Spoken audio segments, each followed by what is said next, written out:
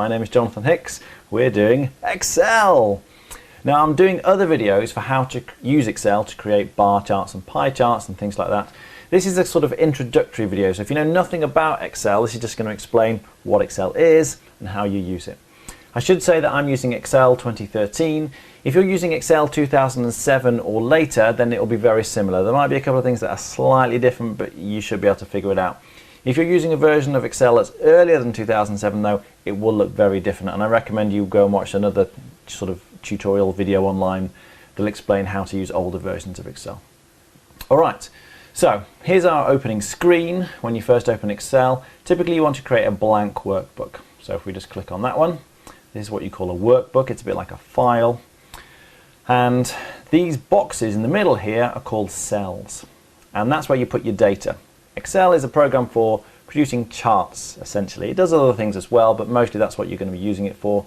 So you type all your data into this area where all the boxes are, and then you can use it, as I say, to create bar charts and pie charts and things. But there's a few things you should be aware of in terms of how these cells work.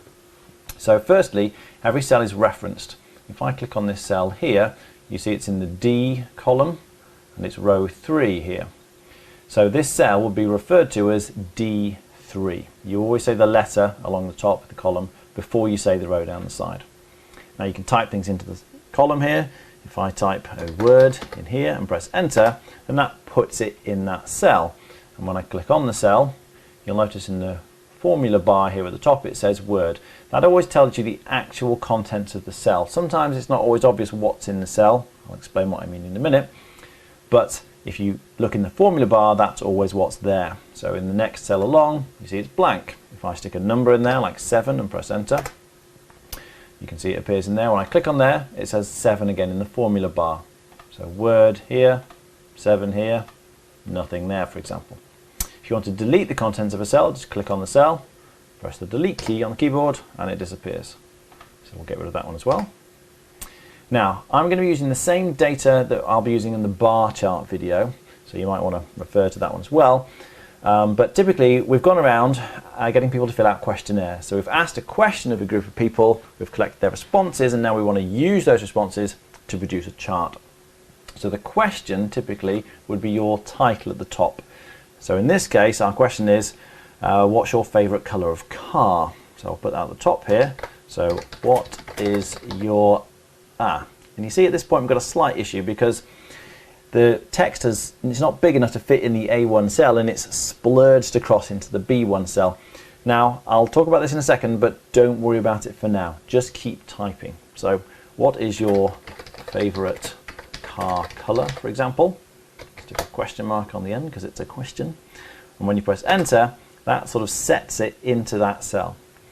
Now, although it looks like the text has splurged across, as I say, into the B1 and the C1 cells, actually all of that text is contained within the A1 cell.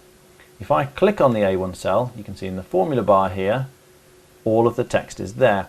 If I click on the B1 cell, no text at all. There's nothing in the B1 cell. The only reason it looks like there are letters or words in here is because it's not big enough to fit it in the A1 cell. If that happens, as I say, Excel lets it splurge across to the side. If I were to type something in the B1 cell though, like 5 for example, and press enter, now you see all of the text that was splurging across seems to have disappeared. Where's it gone? Don't worry, it's still there. It's all in the A1 cell, and if you click on the A1 cell, you'll see in the formula bar at the top, there's all the text. So why can't I see it? Well, essentially because it's not big enough to fit in, it's kind of being hidden behind the B1 cell. Because you've got something in it, the 5 here, Excel always displays what's in the cell on top of whatever's trying to splurge over. It's only when the cell's empty, if I delete that cell, that you can see this text then is allowed to splurge across again. So just be aware of that. If you want the columns to be wider so that you can fit all of the text in the cell, then you can just drag and make the columns bigger. If I hover between the A column and the B column here, I get that kind of line with the arrows pointing in either direction. If you click and hold your mouse button down on that and then drag it to the right, you can see the A column is now bigger, and when I let go of my mouse button, it then makes that column much wider. But I don't mind it being so like the standard width, so I'm just going to undo that, Control Z on the keyboard will undo. Incidentally, you've also got an undo button up here. If you click the back arrow, it undoes the last thing you did. If you click the forwards arrow, it does it again. So if I click the forwards arrow, it widens the column. If I undo, it goes back again. So they're quite useful buttons at the top there. So now we need to type our data in. Now, first of all, we need some car colors. So we're going to start with red. So again, I just click on that cell, I start typing, I press enter. And when you press enter, the selection, the sort of green box, moves down to the next box down. So I can type my next entry, which is going to be blue. Press enter. We've got white, black, and finally silver. Enter. There we go. Now it's at the bottom, so I want to come back up to the red one, so I'm going to click on here, and I want to type in the frequencies, the number of people who picked that colour. So we had 8 for the red, so I type 8 and press enter. Blue then is going to be 13, white is 2, black is 9, and silver needs to be 18. So there we go, we've typed all our data in. Incidentally, by default, Excel will always right align numbers. So you see all these numbers are on the right hand side of their cells. That kind of lets you know that it's a number apart from anything else, but Excel will always right align numbers. Text, however, all of these words, you see a left align, they're all on the left hand side of their cell. So just bear in mind, Excel will always do that. You can change it if you want to. The alignment options are at the top here. So if I were to click on that, I could stick it in the middle of the cell if I wanted to, or this left align, or put it on the left. But as I say, typically it should be on the right, so we'll just leave it there. Now, what I've forgotten to do here is actually put column titles on here. If you were to look at this, you'd see, what is your favourite car colour? Okay, so I guess these must be the colours of the cars, but what are these numbers?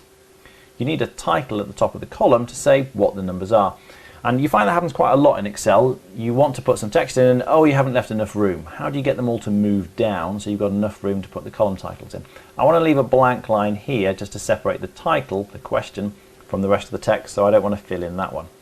Well, if you want to insert an extra row or a column in, you just right click on the column you want it to go in front of. So in this case, I want it to go above the 3 row. So I'm going to right click here. And then if you go down to insert, when I click that, it sticks an extra row in above where the 3 row used to be. So all of our text here has gone down. And now you can see I've got space to type the column headings in the top here. So this is going to be our colour. So if I type colour in there, press enter, and then click on this one, and this is going to be the frequency. So we'll type frequency there. Now you notice frequency has gone over slightly into the C3 cell here. So I could just widen that B column if I wanted to, like that. Again, you hover between the B and C columns and just drag to the right. Now there are other standard formatting things you can do in Excel. So for example, if I wanted these two things to be bold, you can click on the bold here. Maybe you want your title at the top here to be bigger. So I can click on the increase the font size button, click that a few times maybe and make it bigger. Notice that I only need to select the A1 cell. Remember, all of that text is actually in the A1 cell. If I click in the C1 cell and try and do something to it, like make it bold, nothing happens because there's nothing in the C1 cell. If I want to make this text bold, I have to click in the A1 cell. I can see that's where all the text is, and then I can make it bold. You can change the font, of course, and you can do all the things that you normally do with Word, standard word processing things. So that's the basics essentially. That's how you type data into Excel. If you want to use it to create charts, you're going to find most of the charts on the Insert tab at the top here.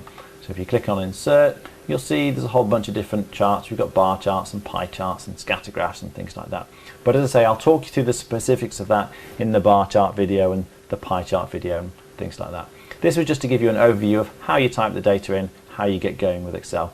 If you find you've lost all your familiar buttons, you can always click on the Home tab at the top, and then that's all your sort of word processing type buttons, which will come back again. Finally then, you should always save your work once you've finished. It's very important, very easy to forget to save your work. You'll notice it says Book 1 at the top. That's the default name that Excel gives it, and that means that I haven't saved this yet. So if you click on the Save button at the top, you'll get a little dialog here and you can pick a location, save it in your My Documents folder or something like that. But just to remind you, it's very important to save it. If you then want to go back and start editing the cells and change the data, you might be like, where have all my tabs gone along the top? How do I get the file back? You'll notice there's a big arrow at the top left here that points to the left. If you click on that, it'll take you back. So that's where you're going to find everything. So as I say, go and watch the bar chart video if you want to know how to use this data to create a bar chart. But I think we'll leave this video there.